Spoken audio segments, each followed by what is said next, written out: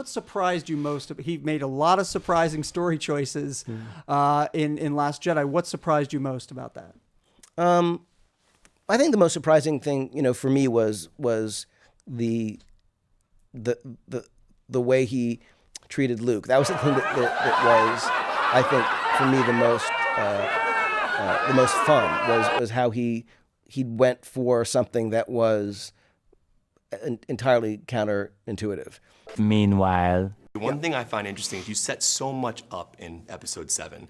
We were waiting for what's going to happen with the saber being passed to Luke, right. And then Ryan obviously threw it over his shoulder, and then the Rey's parents thing. Out of everything that happened in 8, what was the most surprising twist for you as the person who made 7? Which one kind of threw you for a loop?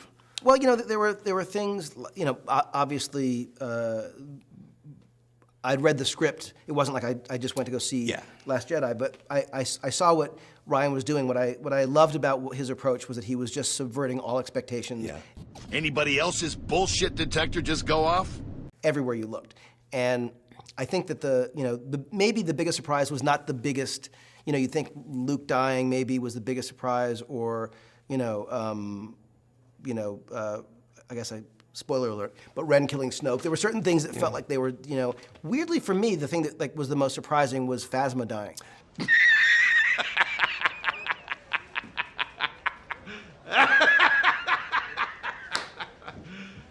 You serious? I think the most surprising thing, for me was the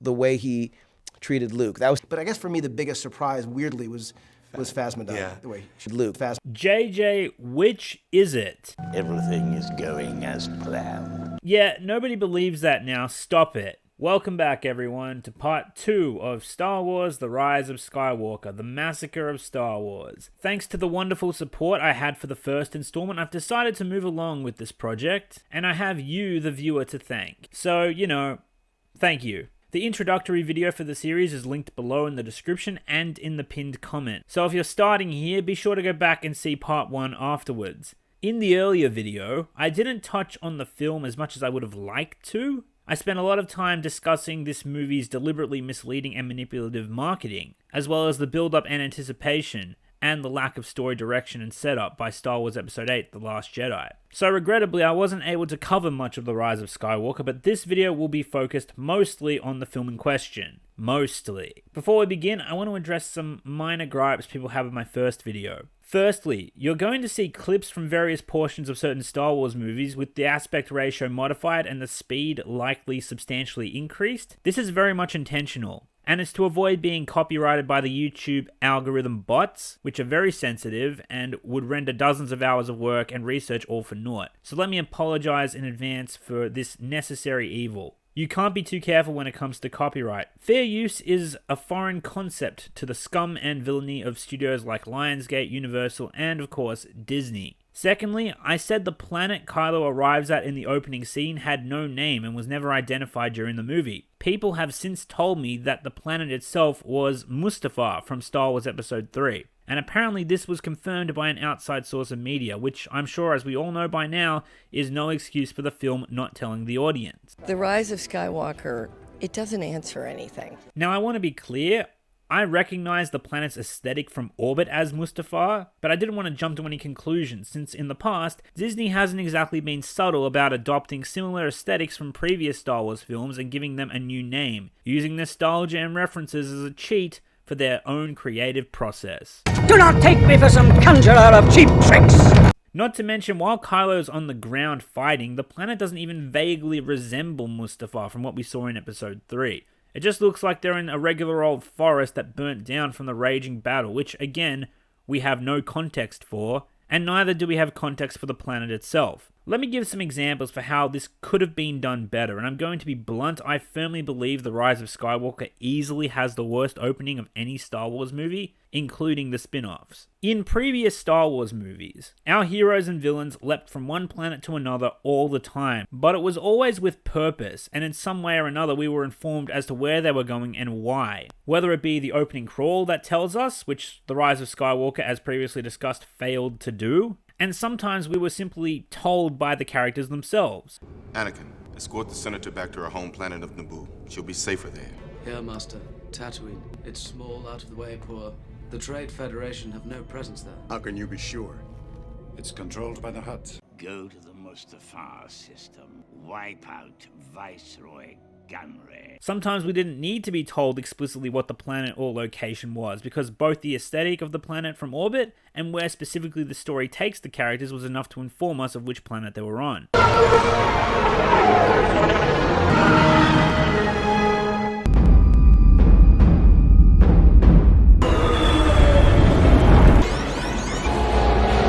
With all of these different means to inform the audience, it's honestly baffling to me why they didn't just name the damn planet, since they have no problem doing it for the rest of the runtime. And this is the opening to the movie, where you're meant to establish the bloody film. So with that said, why wasn't the location established for the opening? If I had to guess as to why JJ just outright refused to identify the planet, it was because of the gripes some fans had with Rogue One's opening. JJ is renowned for basing his productions on how people have responded to films of that universe in the past. He helms his productions in terms of what the fans did and did not like previously, as quite evident with The Force Awakens in fact. The backlash to the prequels led to no reference to them whatsoever. Unending praise for the original trilogy led to essentially rebooting it entirely. And in the case of our opening to The Rise of Skywalker, people hated having the locations shoved in their face from Rogue One, so let's not even bother informing the audience of the location in the opening. I'm not saying it's wrong to listen to fan feedback, obviously, but if you aren't even going to tell the audience where the hell the characters are,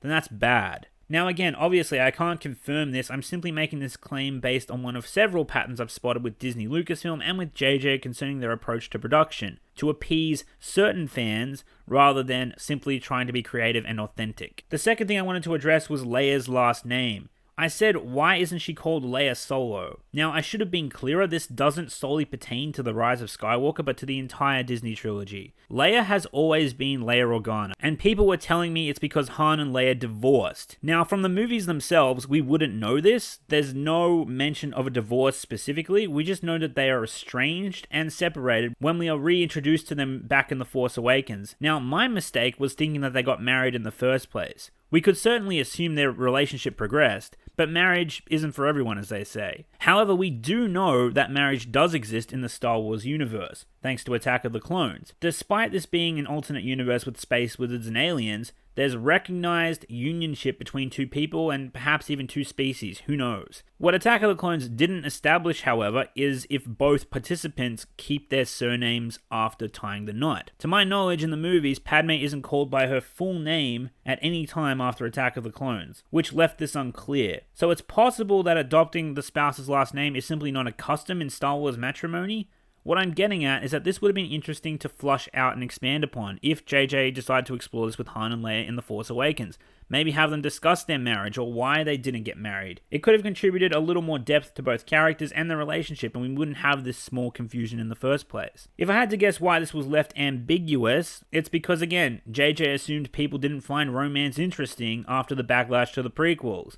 And again, this pertains more to The Force Awakens than The Rise of Skywalker, but I guess JJ changed his mind again after the Reylo fanatics emerged from The Last Jedi and needed appeasement, and oh yes, we will get to that, rest assured. Now, with all that said, let's finally move on with Episode 9. We've been through The Emperor's Return and the emergence of the Final Order, as he likes to call it. Now, before any of that is explained, we cut away from that bombshell to rush ahead with the plot. The Rise of Skywalker, it doesn't answer anything. So we link up with Poe and Finn playing that goofy monster holographic chess game aboard the Millennium Falcon, and they're playing with Chewbacca no less, which is an extremely on-the-nose reference to the original Star Wars. In the original, R2-D2 and 3PO versed Chewbacca, and Han Solo warned the droids how Wookiees are sore losers. In The Rise of Skywalker, Finn and Poe are bickering amongst themselves if Chewie is cheating, since they both can't outwit him at this holographic board game, and they attribute this to Chewie's old age as a Wookiee. This is JJ's extremely shallow attempt to gravitate the audience towards the new characters, combining the new with nostalgic elements in order to make them look and feel more appealing. Look,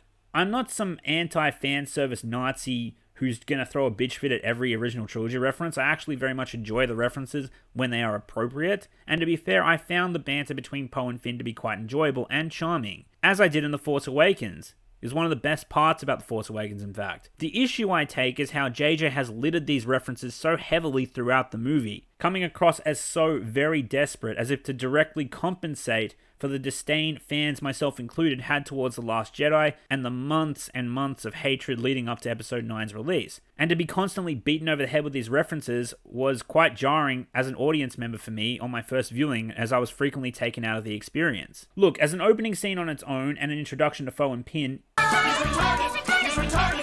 it's fine, it's enjoyable. However, I'm once again outlining one of several patterns exhibited in this film. The problem isn't the scene or the reference itself, but the pattern throughout. And JJ, you didn't need to throw in references to endear us to Poe and Finn. Their chemistry together was so organic, and Oscar Isaac's performance was so magnetic, it's the very reason you decided to very jarringly resurrect him from the dead in the first place. Do not take me for some conjurer of cheap tricks! Soon enough, the Millennium Falcon comes out of hyperspace and our heroes arrive at the space iceberg that was advertised in the trailers. Once again, we have no idea what this place is or what faction it belongs to. The rise of Skywalker, it doesn't answer anything. Now, the current crew of the Millennium Falcon is Finn, Poe, Chewie, R2-D2, and some slug monster, who is a completely inconsequential character. What is its function? Why is it along for the ride? I have no idea. And if I didn't know any better, I'd say it's the Falcon's janitor. And JJ has once again shoehorned in something completely pointless in order to drive toy sales. Anyway, they fly into the iceberg facility, which appears to be masking a hidden base embedded in the ice. The Falcon finds an airlock to dock, or sort of dock. What baffles me is that the Falcon's hatch is left open and somehow Finn isn't sucked out of the airlock, since the ship is in a supposed vacuum. And the tunnels of the interior of the iceberg lead directly to outer space. Look, maybe it's a nitpick, but after The Last Jedi's space Leia fiasco, ludicrous space physics get 0 passes from me anymore. Just because they're inside the iceberg doesn't mean the vacuum of space disappears, though admittedly the Death Star and a space outpost from the Mandalorian had open hangars in space with 0 effect from the vacuum. So one could say that a force field or a vacuum seal, as well as the station's own gravity and atmosphere, is implied. But if that's the case with this iceberg station, why use an airlock at all? I figured not having an airlock or a hatch would speak for itself, as the station having its own gravity and no vacuum being involved. But listen, I don't want to get hung up on this bullshit any longer. Sloppy as it may be, the worst of this scene is what happens next. One of the aliens from the secret base passes down a hose to transfer data, which they have received from an unknown source regarding the return of Emperor Palpatine. Finn hooks up the hose to R2-D2 so it can carry the secret data back to the Resistance. Oh jeez, are we really doing this again, JJ? Do not take me for some conjurer of cheap tricks! And let me remind you that this is just happening without any setup whatsoever, which likely would have confused a lot of people. Now, the only reason the audience has any idea of what's going on is the extremely vague opening crawl. General Leia Organa dispatches secret agents to gather intelligence. Now again, we have no idea who this alien creature is, what faction he belongs to, and how he gets into the possession of this intelligence, and how exactly Poe and Finn know him. We can assume he's Resistance, but if that's the case, why doesn't he just deliver the intelligence to Leia himself? But before we can think about any of that, JJ throws in a horde of First Order TIE fighters which are now assaulting the iceberg space station, and are clearly in pursuit of the Falcon, so once again, The rise of Skywalker, it doesn't answer anything. And so now the characters can't flush any of this out because the plot is pushing them to leave the space station before they have to. How very convenient. So Finn disconnects the cord and passes it back to the friendly alien, who insists that they have to leave. Finn asks, "How can we thank you?" And the alien simply replies, "Win the war," before shutting the airlock, and the Falcon flees under the piloting of Poe Dameron. The best, I repeat, the best pilot in the Resistance. I had no idea we had the best pilot in the Resistance on board. And I'll get back to that in a second. Now let's get back to the crawl for a moment. This is piss poorly set up, and virtually nothing is explained. Everyone is just there, and they just happen upon everything they need from sources unexplained. Let's try to amend the crawl, shall we? Leia Organa dispatches secret agents to gather intelligence. Okay, JJ, listen to me. You created Poe and Finn. They aren't secret agents, they are characters. The audience is familiar with them by your own doing. Why not say Commander Poe Dameron, accompanied by Lieutenant Finn, are sent out to retrieve vital data from the location in question under the authorization of General Leia Organa, leader of the Resistance. Though a bit more heavy-handed, this does a much better job of informing the audience of the events going on. You can provide locations, characters, titles, and plot details in 1 or 2 paragraphs. which is still vague enough to not give any spoilers. And this way, we don't have to rely on characters delivering exposition for what I've just outlined. Hell, the entire point of the opening crawl is to deliver exposition. It's essentially a free pass to tell the audience what the fuck is going on, and you squandered it, JJ. Good job. Instead, we are just shoved into this sequence, and you'll pull a chase out of your asshole to keep the audience occupied with what's going on so you don't have to explain why it's going on. Do not take me for some conjurer of cheap tricks! Now at this point, what I'm wondering is, where the fuck did all these TIE fighters come from? Which makes me wonder, where the hell did Finn and Poe just come from? Did they just escape a massive battle? If they did, why are they so calm and casual? Playing board games? Really? You were almost killed and you're playing board games. And that's assuming they were in a battle to begin with. How the hell did the First Order track them there? They came out of hyperspace, and yes, Star Wars has set up that you can track through hyperspace, but how in the hell did the First Order manage that? Where did you both just come from? The Rise of Skywalker, it doesn't answer anything. Okay, let's say that the First Order wasn't tracking Finn and Poe. Let's just say that the First Order intercepted a transmission that led them to the ice base, and so they found their way there on their own. So of all the times they could show up, they just arrived there seconds after Finn and Poe get there? Seriously, these TIE fighters just spawn out of nowhere just to keep the characters moving. I'm sorry if I'm beating a dead horse on this one, but there's just so much wrong here. And it's not the only time the plot progresses out of sheer convenience. Now, even though this chase sequence isn't set up appropriately at all, and even though it doesn't really add much to the overall story, the chase sequence itself is pretty cool. And Poe and Finn's chemistry shines well as they dispatch numerous TIE fighters with a combination of Poe's clever piloting and Finn's gunnery skills on the Falcon. It's fast-paced, action-packed, and visually pleasing to watch. I've got a lot of criticisms of JJ yet to come, but the man does have some strengths when it comes to filmmaking, and this is one of them. However, what really got under my nerves is Poe's constant bickering with Chewbacca. First, the two argue about a new maneuver illustrated by Poe called light speed skipping, which is the repeated use of a hyperdrive engine to skip from one part of the galaxy to the next in order to lose pursuing fighters. Now, thankfully, this doesn't break any rules from what I can tell. Except... Traveling through hyperspace ain't like dust and crops, boy. Without precise calculations, we'd fly right through a star or bounce too close to a supernova and then end your trip real quick, wouldn't you? Yes, the very first Star Wars movie made this rule a thing, JJ. This has been a rule for 42 years. That's 4 decades. George Lucas made this clear, that you can't just aimlessly jump into hyperspace because chances are you will fuck yourself up. People don't do this because it's simply too risky, insanely risky. Now, if Poe did this once to get away from the First Order as a last resort, I could accept that. And I'd even be more accepting of it if he didn't use light speed to rocket himself through a wall of bloody ice, JJ. The Titanic ruptured its hull, colliding into an iceberg at 50 kilometers per hour. The Millennium Falcon is colliding into a wall of ice at light speed. Why is it not in fucking pieces across the far reaches of the damn galaxy by now? But what's even more ludicrous is how many times Poe gets away with the maneuver. Not only that, but look at where the Falcon keeps ending up. The Falcon comes out of hyperspace at full speed into a dense area filled with deadly hazards at that velocity. Without punching in calculations, Poe hyperdrives from one near collision to another, popping back into reality meters away from obstacles which even at regular flight speed, the Falcon would plow straight into them in a split second. Poe is able to navigate these absurd scenarios comfortably. And remember, he's manually jumping in and out of light speed. Manually. With no plotted course. Remember, traveling at light speed for 1 second covers enough distance to orbit Earth several times. That is ludicrous speed. Poe would have to time his jump to the nanosecond to make all of these consecutive jumps successfully. Not just once, but several times. Now, I believe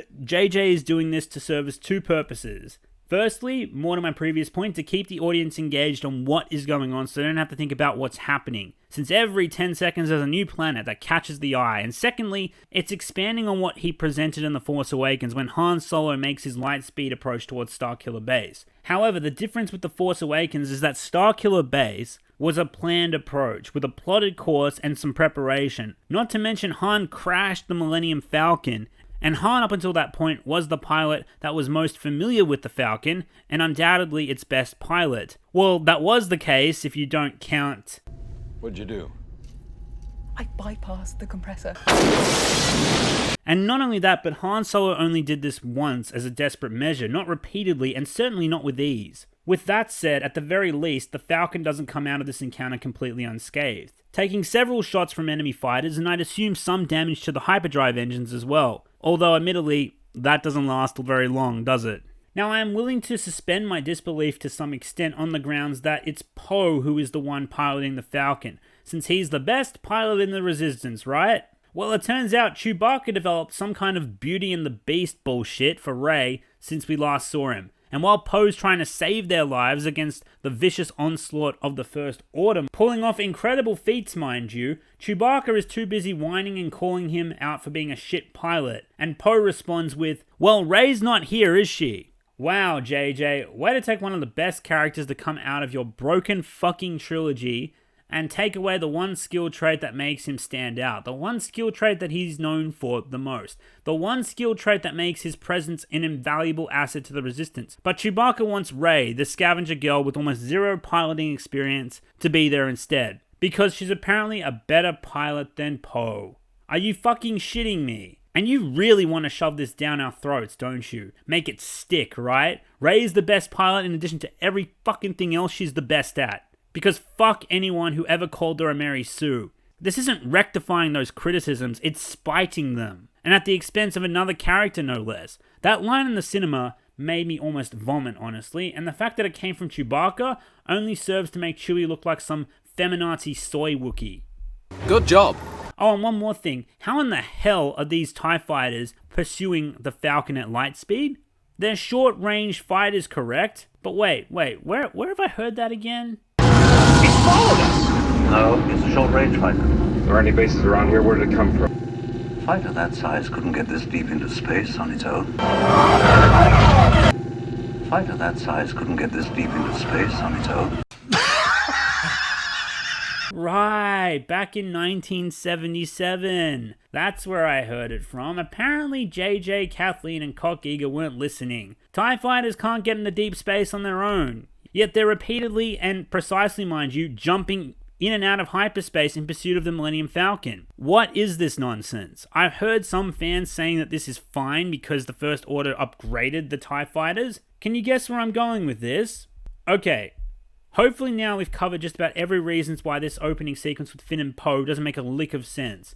From here we cut back to what we were expecting to see and what was set up at the end of The Force Awakens. Rey, the scavenger from Jakku, a girl from nowhere who found a gift inside herself that few possess and who needs to harness this power. This person is finally going to learn the ways of the Force. Even though she's already beaten a Sith apprentice, a Jedi Master, and a squad of the First Order's most highly trained warriors. And on top of that, she's lifted a fucking mountain. Again, J.J. Abrams is addressing one of Rey's biggest criticisms by providing her training. But given her resume up until this point, not to mention how bluntly it was spelled out in the opening crawl, it comes across as a formality. And yet another box ticked rather than giving some authentic development to a character who sorely needed it earlier. But now it's too little too late.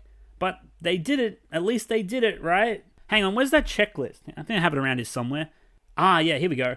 So bring back the Emperor, make a new army, reference the OT like crazy, create secret Sith planet, who made Snoke? Ah, here we go. Rey gets training, tick. And yeah, I'm sure we'll work our way down as we go along. Feel free to add to this checklist in the comments. So the scene opens up with Rey floating with the Force whilst moving about a dozen or so rocks around her being, as she mutters, be with me, over and over, until she's just like, they aren't being with me. And we're supposed to laugh, I guess. Not to mention, in your deep meditation and using of the Force, why are you acting so bored, Rey? Shouldn't you be under tremendous physical strain? Like I said, are we sure she even needs training at this point?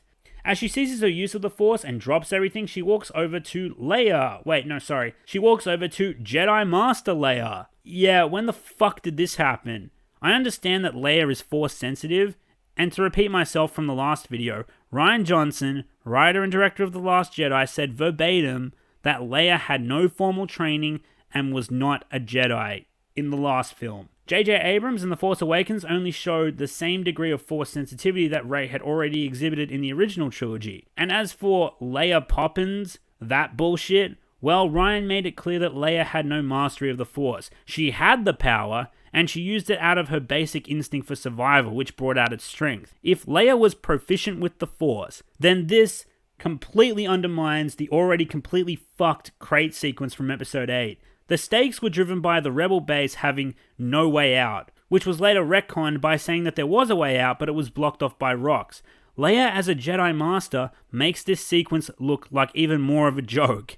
The Rebels were saved by Rey with her bullshit use of the Force, as she lifted a fucking mountain into the sky. But this just means that Leia could have lifted the rocks herself, that whole time. If you liked The Last Jedi before this movie came out, good luck ever enjoying that sequence again, because Leia as a Jedi Master raises so many questions and screws up so many events in the Disney mainline saga, which have now been recontextualized, and the crate sequence is just the tip of the iceberg. It also recontextualizes Ahch-To with a flashback sequence of Luke and Leia later in the film. The flashback sequence is about training that never happened between the two siblings, and Leia made it very clear in The Force Awakens that she sent Kylo away because there was darkness in him that she didn't know how to deal with. That's why she wanted him to train with Luke, a Jedi Master, who could hopefully guide him down the right path. If Leia was a Jedi Master, doesn't that make her look like an even worse mother? Why did she need Luke to train him, if she could have just done so herself? Thanks to this retcon, she failed her son as both a teacher and a mother. Nice work, JJ. Good job. People might say that turning Leia into a Jedi Master makes her a more awesome character, but in hindsight, it makes her look dreadful. Yet another damaged legacy character. Not to mention the consistency for Jedi training, Jedi power, and Jedi wisdom is now completely fucked. When I titled this series as the Massacre of Star Wars, I wasn't being hyperbolic. It's honestly like they put old Yeller in the care of Ramsay Bolton instead of little Timmy. Now, with all that said, this ends part 2 of this series. I'm sorry we are progressing at a snail's pace with this one, but there's just so much ludicrous writing involved with this disaster that it's taking a while to move along with it. Every time I think I've discussed an inconsistency or a contradiction, even more questions arise. Cut off one head. 2 more shall take its place. I hope you enjoyed part 2. If you would like to see part 3, be sure to pass this video along. And be sure to let me know in the comments. And you can check out part 1 as I've linked it below. Be sure to check out my series Revenge of the Prequels. It's an ongoing response series that deconstructs videos that trash the Star Wars prequels, and you'd be amazed how much doesn't hold up under a lens. Check it out if you're curious, you may find it cathartic. And there's also my series on the downfall of Game of Thrones that you may also enjoy as well. And these should hopefully bridge the gap for the next video. Now, I'd like to give a shout out and thank you to all of my patrons. You guys are amazing. Thank you for all your support. And if you'd like to donate to the channel and support my work, even if it's just $1 per month, the Patreon link is in the description, or alternatively, I'm happy to announce YouTube memberships are now enabled. So consider becoming a channel member if you'd like to support me financially. There's currently 3 tiers, each with their own perks, for both YouTube and Discord, for those who are interested in joining. Thank you to the generosity of all my new members that joined. I very much appreciate it, and your support means a lot. If you'd like to interact with me, you can reach out to me on Twitter, or better still, you can join the channel's Discord server. For those of you unfamiliar with Discord, it's basically an online community where everyone who enjoys this channel can communicate with each other and discuss Star Wars and a range of other topics as well. I'm pretty active there and easy to get a hold of, so please, don't be shy. Finally, I'd like to say thanks for staying till the end of the video, and have a happy new year. 2020 is going to be awesome. I'll see you all next time.